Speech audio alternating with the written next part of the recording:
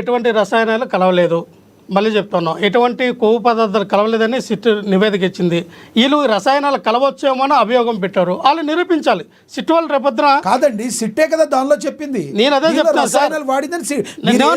రసాయనాలు వాడచ్చు, వాడిందని కాదు. మీరు వాళ్ళు పెట్టినటువంటి ఛార్జ్షీట్ చూడండి, ఇక్కడ ఇటువంటి రసాయనాలు వాడచ్చేమో ఇది అన్నారు. దాన్ని రేపొద్దు హైకోర్టులో కానీ సుప్రీంకోర్టులో కానీ సిట్ వారు నిరూపించాలి ఈ రసాయనాలు కలిసేయండి. అది కోర్టు వారు అప్పుడు జడ్జిమెంట్ ఇస్తారు, వీళ్ళు నిరూపించాలి కదా. అందుకని ఏమంటే సిబిఐలు కూడా వీళ్ళు ఇచ్చింది ఏంటంటే ఇటువంటి కొవ్వు పదార్థాలు కలవలేదని క్లియర్గా చెప్పారు. కానీ ఇక్కడ కలవచ్చు, రసాయనాలు కలవచ్చేమో అన్నారు, అది నిరూపించాలి, అది తర్వాత సబ్జెక్టు. నేనేమంటానంటే ఇదే పవన్ కళ్యాణ్ గారు ఏమన్నారు, తిరుమల తిరుపతి దేవస్థానం మీద వెంకట స్వామి మీద ఇది లేదు 2 కోట్ల అని ప్రచారం చేశారు. తప్పు సార్. వైఎస్ రాజశేఖర రెడ్డి గారు సీఎం అయినప్పుడు 2004లో అక్కడ స్థానిక ఎలక్షన్కి పంచాయతీ ఎలక్షన్ జరిగినప్పుడు ఎవరైతే చంద్రబాబు నాయుడు గారి యొక్క అనుకూల మిత్రుడు జయచంద్ర నాయుడు అనే వ్యక్తి ఆయన హైకోర్టులో పిటిషన్ వేశాడు. ఏమని, లేదు తిరుమల తిరుపతి దేవస్థానంలో ఉన్నటువంటి దీనికి కూడా పంచాయతీ ఎలక్షన్ జరగాలని ఆయన పిటిషన్ వేస్తే ఆ రోజున వినాలి సార్, ఇది ప్రజలకు తెలియాలి. రాజశేఖర రెడ్డి గారిని మాటే వాడలేదు ఆయన, మీరు అన్నారు గుమ్మడికాయలు దొంగ వినాలి సార్, వినాలి సార్. పవన్ కళ్యాణ్ గారు వినాలి సార్, పవన్ కళ్యాణ్ గారు మాట్లాడారు, అలాగే చంద్రబాబు నాయుడు గారు కూడా మాట్లాడారు.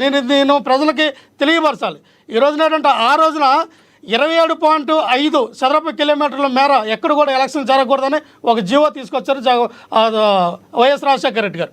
మనం చూస్తే 1975 నుంచి అది అమలులో ఉంది. 1983కి వచ్చేసరికి స్వర్గీయ ఎన్టీ రామారావు గారు సీఎం అయ్యారు.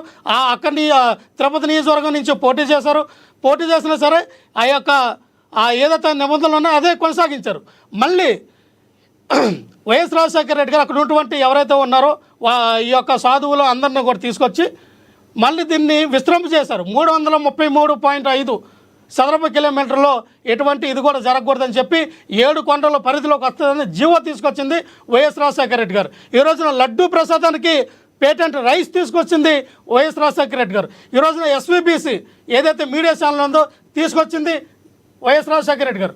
దానికి ఎందుకు డబ్బులు దండగా అని మాట్లాడింది చంద్రబాబు నాయుడు. 1000 కాల మండపం పగలగొట్టింది చంద్రబాబు నాయుడు గారు. దళిత గోవంద ఎత్తిసింది చంద్రబాబు నాయుడు. అవన్నీ పవన్ కళ్యాణ్ గారు తెలుసుకోవాలా. ఎక్కడ వైఎస్ రాజశేఖర రెడ్డి గారు అటువంటి పనులు చేయలేదు కదా. అంటే అప్పుడు వైఎస్ రాజశేఖర రెడ్డి గారిని హిందువులకు దూరం చేయాలన్న ఆలోచన విధానం అప్పుడు ఉంది. రాజన్న కొడుకైనటువంటి జగన్మోహన్ రెడ్డి గారిని ఇప్పుడు హిందువులకు దూరం చేయాలన్న కుట్ర, మహాకుట్రలో ఇప్పుడు పవన్ కళ్యాణ్ కూడా భాగస్వామ్యం అయ్యాడు. అంటే చంద్రబాబు నాయుడు పన్నిన వలలో ఈ పవన్ కళ్యాణ్ పడి విలవిల కొట్టుకుంటున్నాడు. పవన్ కళ్యాణ్ గారికి ఏమి తెలియకపోవచ్చు, లేదా తెలిసి కూడా పవన్ కళ్యాణ్ అనే వ్యక్తి చంద్రబాబు నాయుడుతో డ్రామాలు ఆడుతూ ఉన్నాడా, రేపొద్దున ఈ పాపం ఖచ్చితంగా వాళ్ళు ముడిగట్టుకుంటారు. ఎవరైతే వెంకన్న స్వామితో పెట్టుకున్నారో వాళ్ళు ఖచ్చితంగా మట్టి కరిసిపోతారు. పవన్ కళ్యాణ్ గారు మీరైనా, చంద్రబాబు నాయుడు గారు మీరైనా, అలాగే నారా లోకేష్ గారు మీరైనా, ఆ పాపం మీ పిల్లల వరకు కూడా వెంటాడుతూనే ఉంటుంది. లడ్డూ ప్రసాదం పైన, తిరుమల తిరుపతి దేవస్థానం పైన రాజకీయం చేయడం తగదు, ఇది కరెక్ట్ కాదు. నిన్ననే రాత్రి హిందూ పరిషత్ హిందూ పరిషత్ వాళ్ళు ఒక లెటర్ ప్యాడ్ రిలీజ్ చేశారు. ఎవరైనా ఏ రాజకీయ నాయకులైనా సరే తిరుమల తిరుపతి దేవస్థానం పైన, లడ్డూ పైన ఎటువంటి దుష్ప్రచారం చేయడానికి లేదని, దానికి బేస్ అయినా ఉండాలి. లేకపోతే ఆర్ఎస్ఎస్ వాళ్ళు ఎందుకు స్పందించాల, అమిత్ షా గారు కానీ మోడీ గారు ఎందుకు స్పందించాల? నిజంగా ఇందులో కల్తీ జరుగుంటే వాళ్ళు స్పందిస్తారు కదా.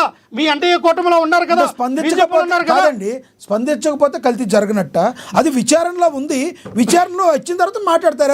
సుప్రీంకోర్టు పెద్ద తలకాయలు ఎవరు స్పందించకపోతే కాదు సార్, పెద్ద తలకాయలు ఎవరు కూడా పెద్దోళ్ళు, ప్రధానమంత్రికి బోడంత పని ఉంటుంది, ఇది ఒకటే చూస్తారా? అలా కాదు సార్, అలా కాదు. లక్ష్మణరావు గారు ఒకటి వినాలి మీరు. ఒకటి విచారణలో ఉన్నప్పుడు దాని మీద ఎందుకు స్పందిస్తారు? రాష్ట్ర ప్రభుత్వాలు స్పందిస్తాయి. అదే స్పందించకపోతే మీ క్లీన్ చిట్ ఇచ్చిన వినండి. క్లీన్ షీట్ అనేది ఇక్కడ కలిపింది, కల్తీ జరిగిందని ఏమైనా సుప్రీంకోర్టు చెప్పిందా? సుప్రీంకోర్టు చెప్తాను కదా కల్తీ జరిగిందని చెప్పడానికి. వినండి సార్, ఎవరో ప్రజలు చెప్తే నేను మాట్లాడాను అంటే 35,000 అమ్మాయిలు తప్పడిపోయారు అని చెప్పి ఇంటెలిజెన్స్ వర్గాలకు చెప్పాయని మాట్లాడేటువంటి దౌర్భాగ్యమైనటువంటి ఉప ముఖ్యమంత్రి ఎవరో ప్రజలు చెప్పారని నువ్వు కషాయం బట్టలు వేసుకొని ఒక వ్యాసం ప్లేస్ డ్రామా ఎలా ప్లే చేస్తూ ఉన్నాను? మీరు ఇందాక 2 ఎలిగేషన్స్ చేశారు. ఒకటి వాళ్ళ నాన్నగారు ఏదో సిగరెట్ ఏదో వెలిగించుకున్నారన్నది ఒక మాట వినండి, అదొకటి చెప్పారు. ఇంకోటి చిరంజీవి ఫ్యామిలీ ఎవరు కూడా దేవుని నమ్మరని చెప్పారు. ఈ రెండు కూడా ఆయన మాట్లాడింది ఏ సందర్భం, మీరు ఎక్కడి నుంచి మాట్లాడుతున్నారు? నెంబర్ 1 వినండి, మొత్తం వీడియో ప్లే చేసి చూపిస్తానంటే ఆయన మాట్లాడిన సగం దాన్ని మాట్లాడతానంటే సగం మాట్లాడింది మీరు. మా నాన్న ఎలాంటి వాడంటే, మా నాయనమ్మ దీపారాధన వెలిగిస్తే దీపారాధన సిగరెట్ వెలిగించిన దేవుడు లేడు దెయ్యం లేదనే వ్యక్తిమత మా నాన్న. అంత చులకన మీకు హిందువులంటే.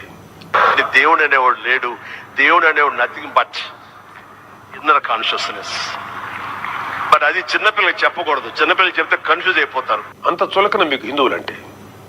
దేవుడు అనే కాన్సెప్టే రాంగ్ కాన్సెప్ట్ నాకు తెలిసిన. I don't believe in God అని చెప్తాను నేను. దేవుడు అనేది మనం కన్వీనియన్స్ కోసం మనం తయారు చేసుకున్నాం. అంత చులకన మీకు హిందువులంటే.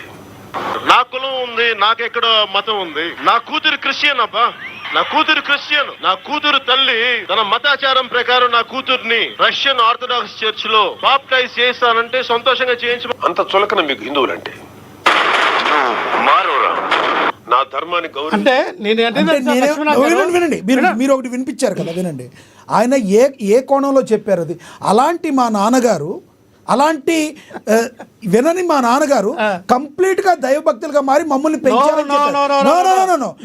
సగం సగం వీడియో చిరంజీవి వాళ్ళ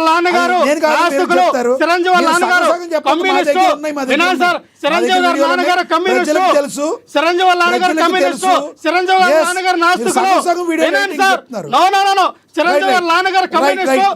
వాళ్ళ నాన్నగారు నాస్తికులు. ఇంకో విషయం సార్ చెప్పండి, ఇంకో విషయం సార్ ఏమన్నారంటే వీళ్ళు ఆ రోజున ఏదైతే నువ్వుల నూనె కూడా ఆ రేటు లేదు కదా, ఎలా కొన్నారు అన్నారు సార్. 2014 నుంచి ఏదైతే వీళ్ళు కొన్నారో తిరుపతి నెయ్యి 271 రూపాయకి కొన్నారు సార్.